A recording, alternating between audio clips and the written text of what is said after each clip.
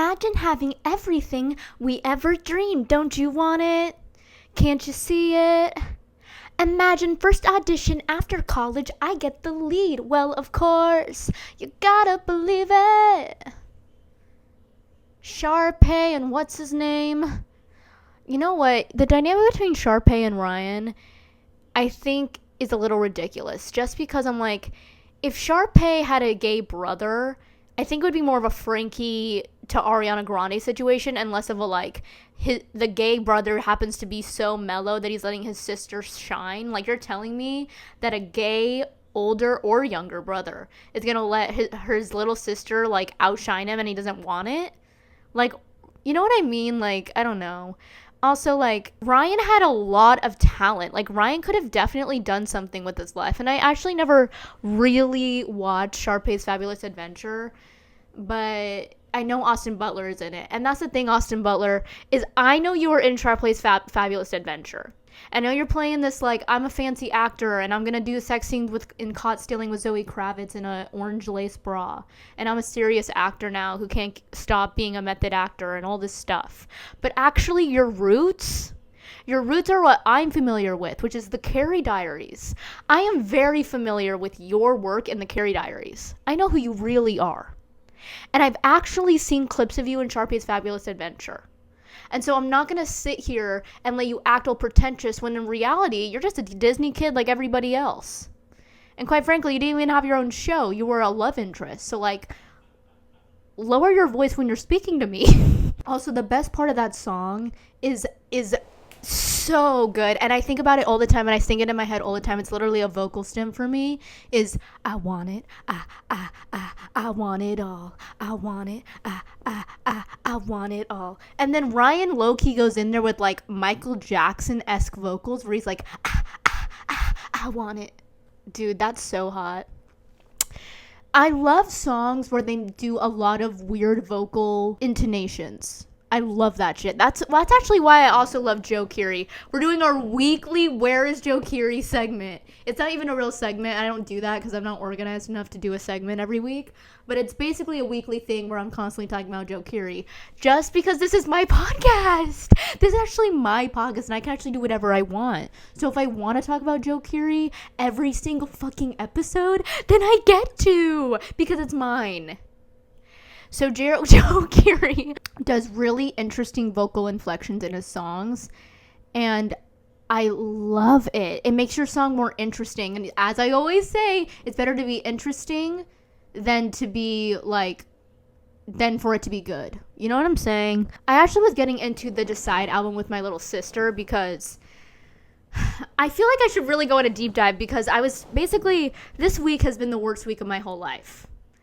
And I don't really mean that, but I also don't not really mean that. I really think when I look back in my life, this last week will be one of the worst I've ever experienced. And I can laugh about it now because I decided that I was going to take a spontaneous impromptu trip to go see my little sister in Boston because my mental health was so bad that I was like, I need to make a radically different routine, intentional decision to survive. You know what I'm saying?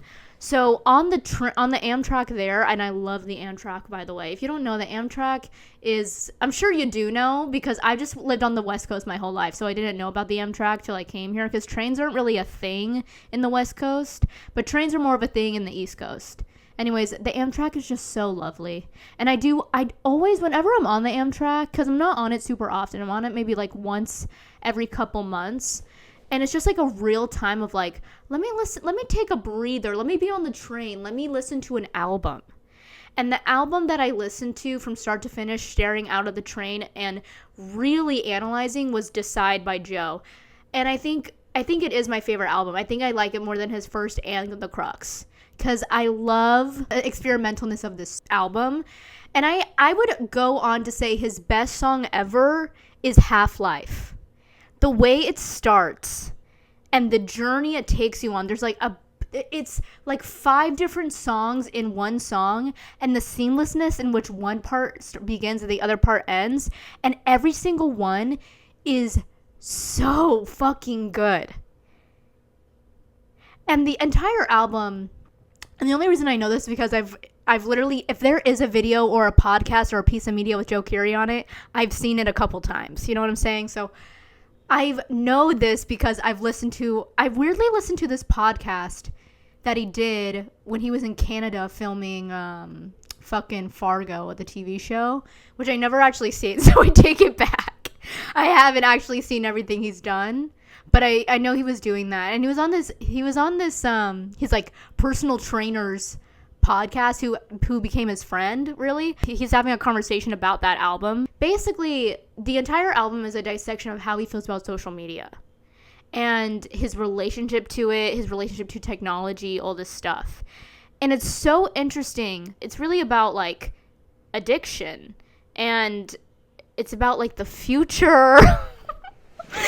I just think it's, like, low-key a timeless album. And it's talking about a subject matter that I'm like, I don't really hear that a lot in songs. With people talking about their relationship with social media in a song. And the entire album is about it. And the reason I love that album in particular so fucking much is because it actually has something to say.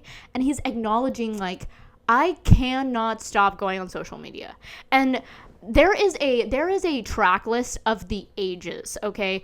The track list, it goes from Half-Life, which is him being like, the people on social media don't really care about me. The people in my intimate personal life outside of my phone are the people who care about me. So the fact that I'm feeding into this is, like, not good for myself. But he's also talking about how it's flattering when people on the internet are saying you're hot and they're saying they love you. So it's like this addictive thing of, like, I love going on the internet and searching my name, which he literally talks about in a song.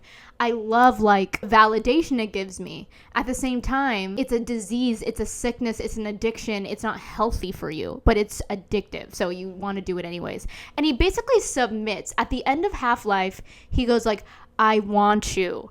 I need you. You complete me. I adore you. I adore you. And then it goes into Fool. Fool is the sexiest song ever made.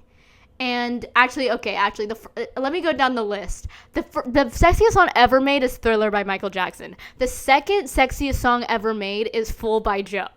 And Fool, when you hear it by itself, it sounds like, first, it's so sexy. First of all, when I listen to that song, I listen to it on repeat. Every time I listen to it, I listen to it at least 2 or 3 times. Honestly, that's a lie. I listen to it literally like 5 or 6 times every time I listen to it. It just encapsulates you. Anyways, what it really is talking about, how it's like social media, basically he's like, I'll be your fool. I'll do anything you tell me to. Like, I've always felt foolish anyway.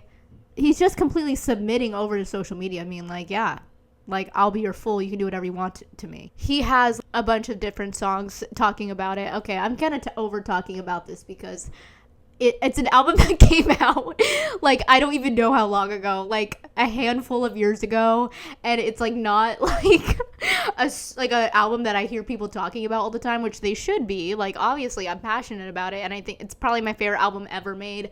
It's, like, Olivia Rodrigo's album and his album are, like, my favorite albums ever that I listen to all the fucking time. Honestly, I need to decide the album this week because I really needed a cleanse from the Olivia Rodrigo You Seem So Sad for a Girl So in Love or whatever.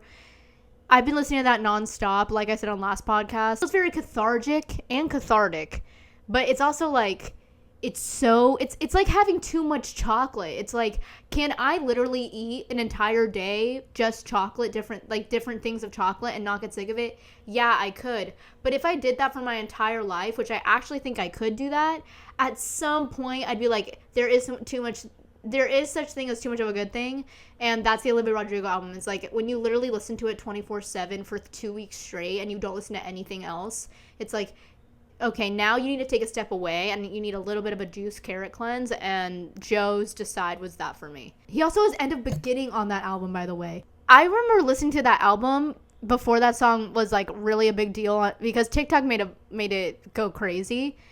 And I remember being like, man, this song is phenomenal, but every single song on that album is phenomenal. So End of Beginning, I'm like, if y'all are connecting with End of Beginning, y'all are going to really connect with the rest of this fucking album. Like, you know what I'm saying? End of Beginning, though, is a great song. And it's very, like, it's one of those classic songs that Chicago will have forever. And I love how he mentions his sister in that song. There's really nothing like that album. For me. There's really nothing like that album. And it's an album that I listen to at the airport. It's an album that I listen to like in the background. It's an album that I listen. It's like every time I listen to it, I get something new out of it. And by the way, that's how the scriptures were described to me as a child. Is you have to read the scriptures over and over and over again, the Bible, if you will, because every time you read it, you'll get something out of it the next time. That's not true for so much. You know what I mean? Like most of the time, if you watch something over and over again, you're getting the same thing out of it every time. But this album is so layered that truly every time I listen to it, it unveils something for me. I can't even begin to fathom how he created his like one of those songs. End of Beginning is the most straightforward. Like End of Beginning is like the taste on Decide that blossoms into the crux. Like that's a very like instrument focused, straightforward song with like a first verse, a second verse, a chorus, a pre-chorus, a bridge. You know what I mean? It's very straightforward. It follows the rules of like a normal song. The rest of his songs don't. Like Fool is such a short song. It's like a 2-minute song, which is like, I feel like I've talked about this song 1,000 times. I don't give a fuck. I don't give a fuck. Half-Life is like I said, 5 different songs in one. It's literally like Bohemian Rhapsody. It's literally like Bohemian Rhapsody, which is like a song that I've heard at this point in my life hundreds of thousands of times. Like I love that song so much. I used to once again play that song on repeat, and like it was my karaoke song. I would sing that song in the car with my friends and my like community members all the fucking time. Everyone loves that song. Everyone loves Queen. And here's the thing that's interesting about Queen is one of those bands where it kind of is one of those situations where straight men are allowed to be flamboyant because the music's so good that it's like everyone wants to sing Bohemian Rhapsody, and that song is an extremely theatrical song. And it's actually beautiful because men don't get a lot of those opportunities in a toxic patriarchy that we're in. Queen is really one of those access points that it's like you could be the straightest man in the room and the most masculine man in the room, but within a toxic masculinity, viewpoint of the world, you can dabble in that area. And those things I actually think are very important because the more you accept about yourself and allow yourself to broaden your horizons, the more comfortable you'll be with yourself and actually true to yourself, what you actually like, not like living in a world of like what's masculine, what's feminine. You know what I mean? Anyways, I need to talk about Toy Story 5. So when I was with my sister in Boston, we saw Toy Story 5, and I immediately wanted to see this movie. And if I had not seen the trailer, I wouldn't have. Because I've seen all the Toy Stories, and I saw number 3 in theaters. I saw number 4 in theaters, and now I see number 5 in theaters. And Toy Story 4, to be completely honest with you, I just thought was unnecessary. Yeah, but you know what? We had to have Toy Story 4. No, I think Toy Story 4... If Toy Story 4 was taken out of the equation and Toy Story 5 was Toy Story 4, that might be the best 4 movies in a franchise ever. Because I think this movie is actually one of the most important movies that has come out in a while. Like, decade. I don't even know. Toy Story 5, like, I'm not even kidding. I think this movie is so important.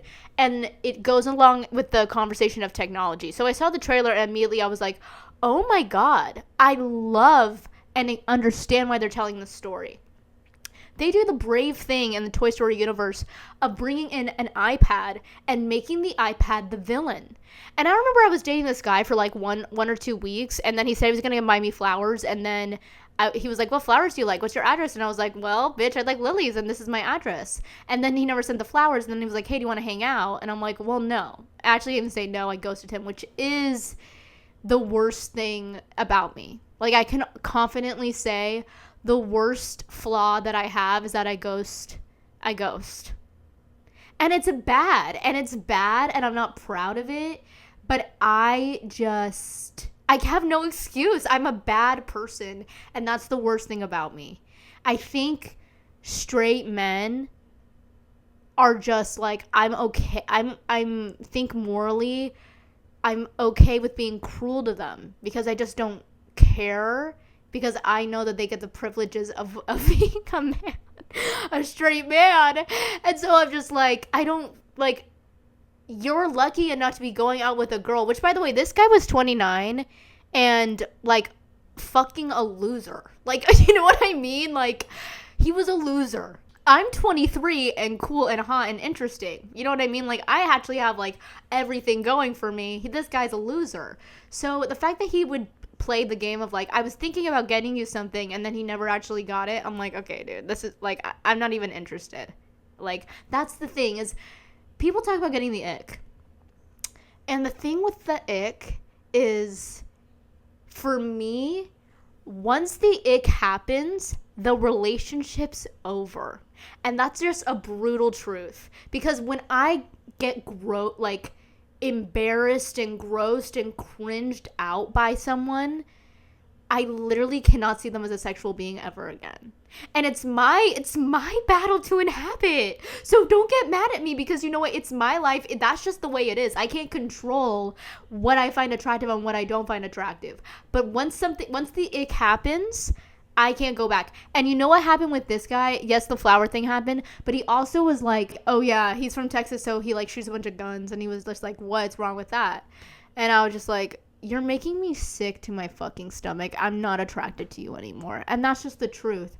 And I'm not a fucking, like, I'm not the queen of hearts or something. I'm not like, oh, if I see you chase after a ping pong ball, then I don't ever want to have sex with you again. It's not that. It's really a deal breaker. It's like once a deal breaker happens, then I'm like unattracted to you. Even if I wanted to have sex with you for like logistics, I can't, because I just like, I don't like you, and I cannot do that. That's why I ghosted him. And I just feel like I'm just not good at being mature and being like, this is why I don't like you. I don't think it's like important really for them to know why I don't like them, because ultimately I'm not the person for them. So maybe they should stay exactly the fucking same. And that's how I feel about almost every single time I've been in a relationship with a man.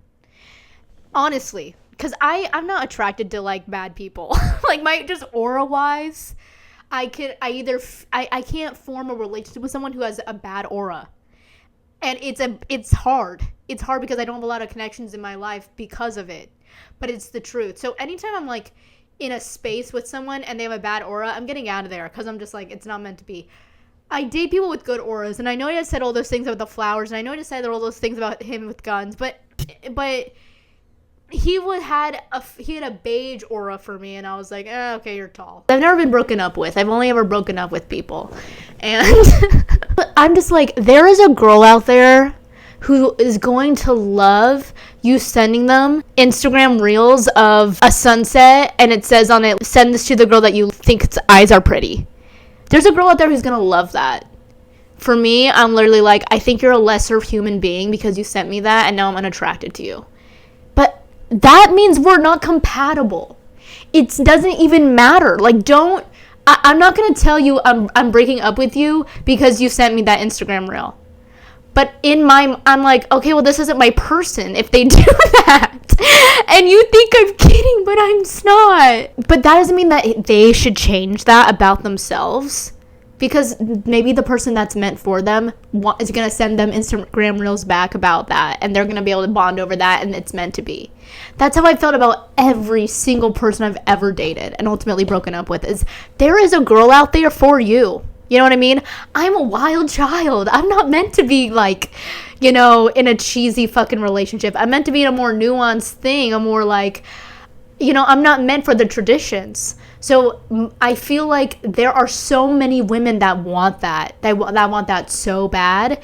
Like, you are going to find someone. You know what I mean? It's just, you're not going to be with moi. Okay, let's talk about Toy Story 5. I basically saw that they were talking about technology, and anyways, the guy that I was dating, we were having a conversation, and I was like, what do you think they're going to do about this iPad in Toy Story 5?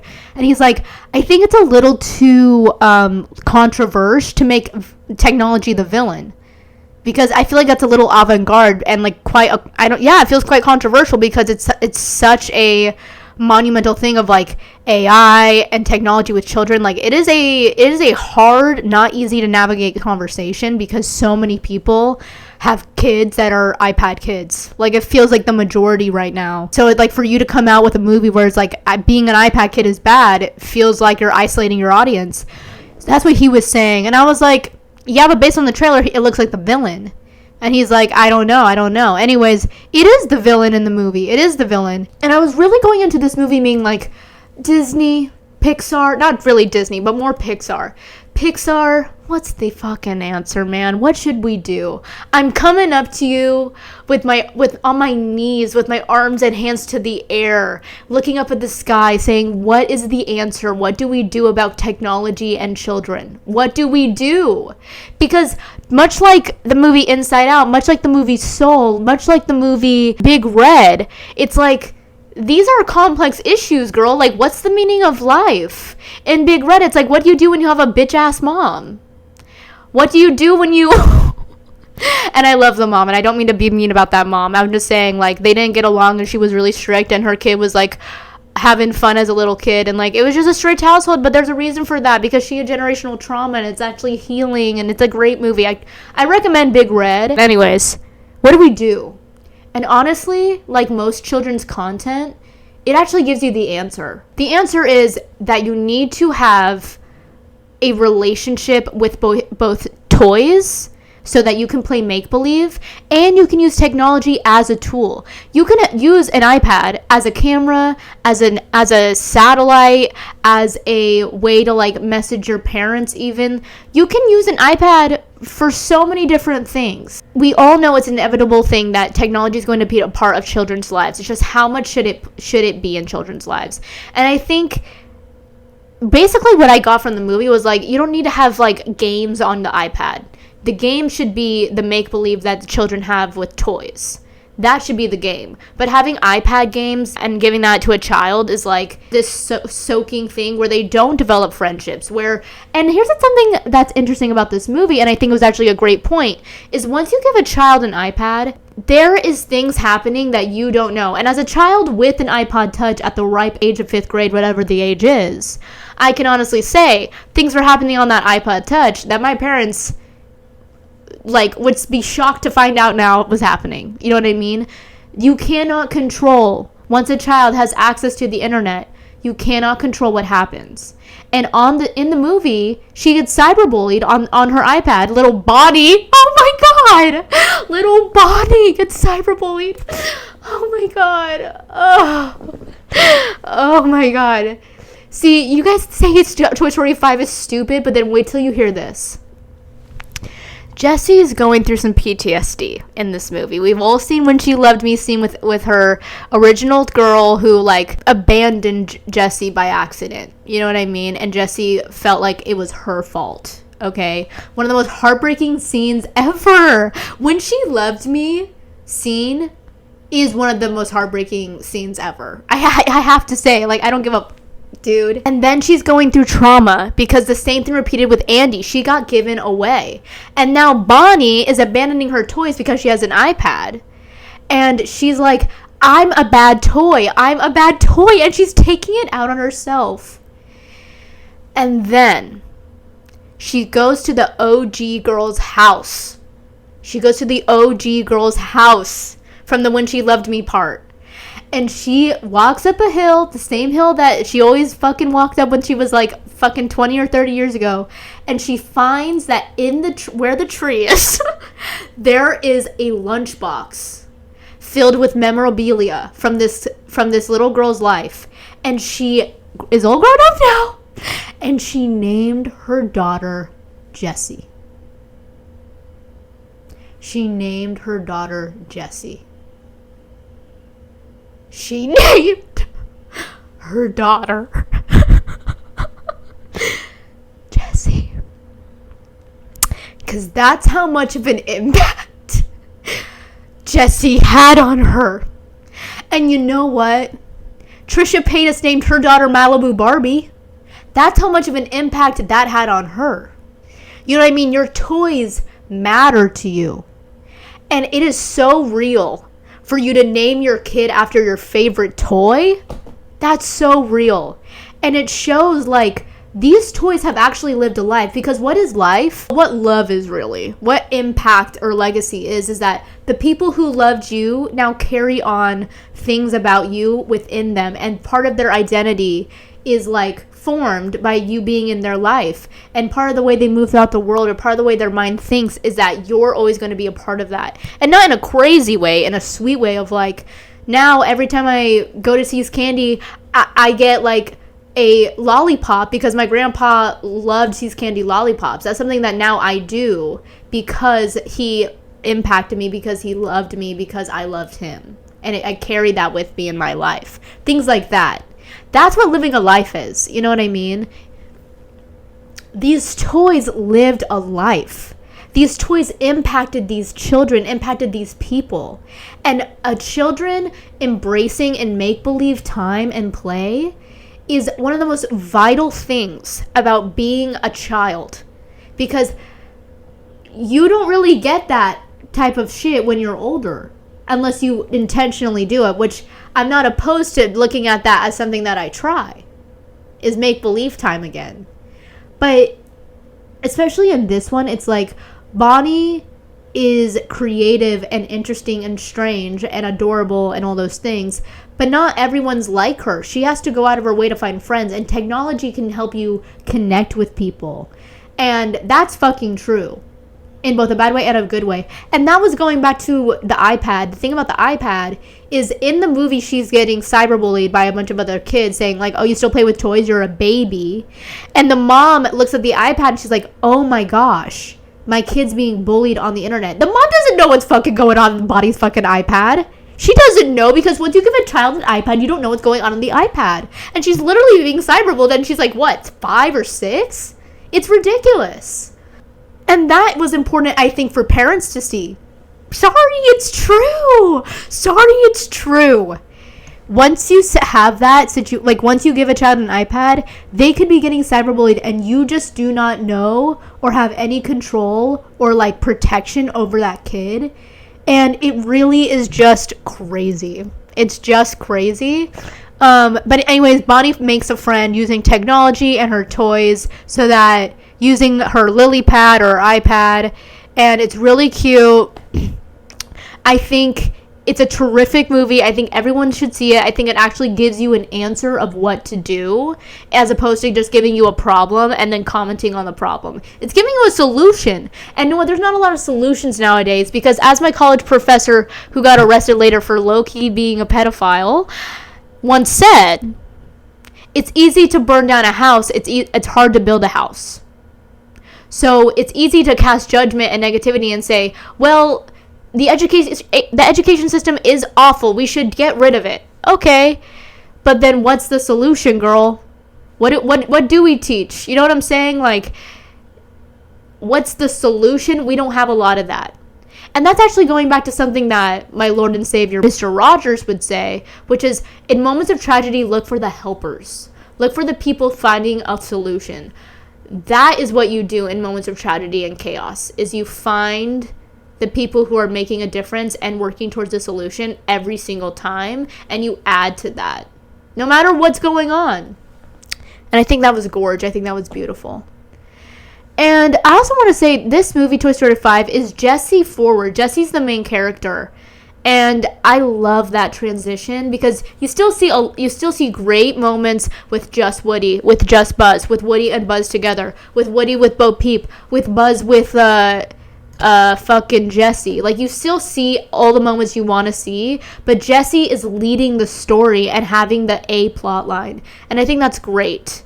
And Jessie means, I just want to talk about Jessie for 5 fucking seconds. Jessie means a lot to me.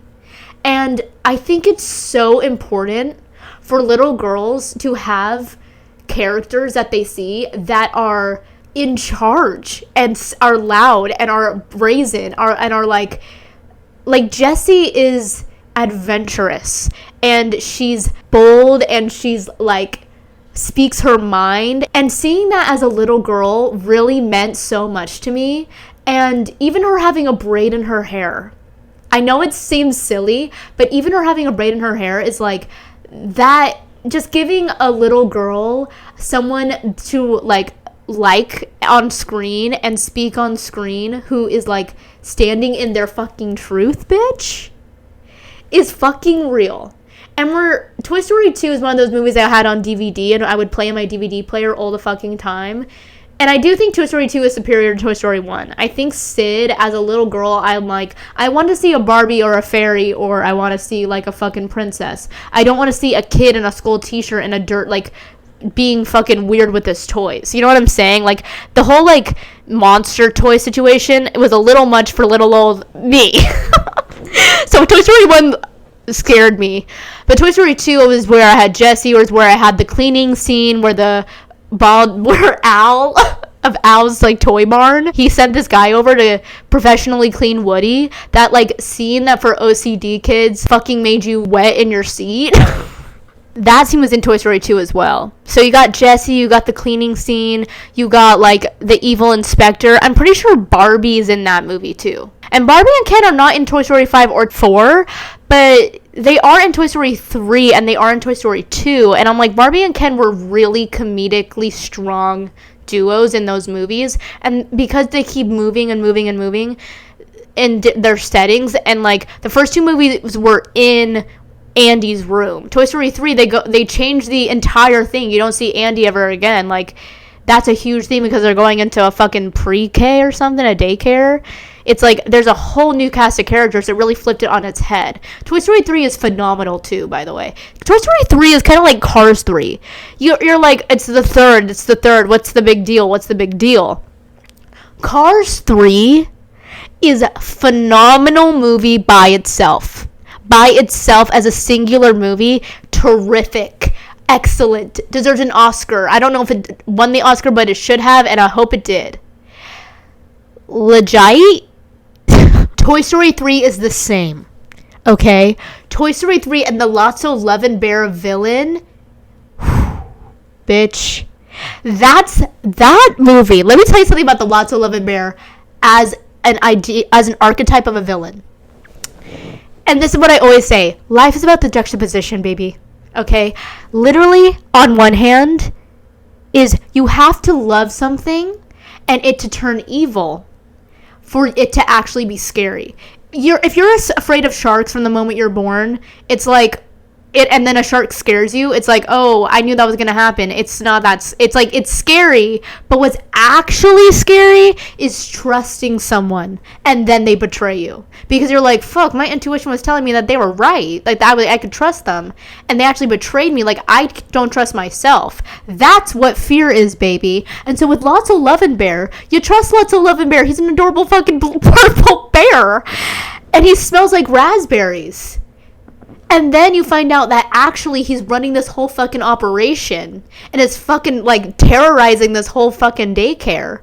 And you're actually like, whoa, what the fuck? I thought you were just a cute little bear and now you're like an evil mastermind. That's scary. And that teaches you about something in life, because that's how it happens in real life. Is not every single time is the Disney villain gonna have this arc of like, this is why I'm a bad person and I'm actually a redeemable character, because no one in real life, there are real ass villains and there are real ass people who are bad for no fucking reason. And I'm sure they have their reason, but there are people who literally are just bad. They're just evil eggs, because life is a spectrum, because humanity is a spectrum. And so there's gonna be people at the end of the spectrum who are true evil ass people. And that is true. That should be true for teaching to children. That, like, yes, there are bad people out there. Not everybody should be your friend, and you should learn about their trauma and learn about why they're bad, because maybe they're bad because they're bad. So you should associate with them, so you should get away from them. So that's why it's important. But it's fine. I really hope that they'll do a Monsters University 3. And I know that's, once again, I'm not ever asking for sequels, ever, unless it is Pixar. I'm gonna go. But I literally love you. I literally love you, man. And, yeah, that's all I have to say. So, bye!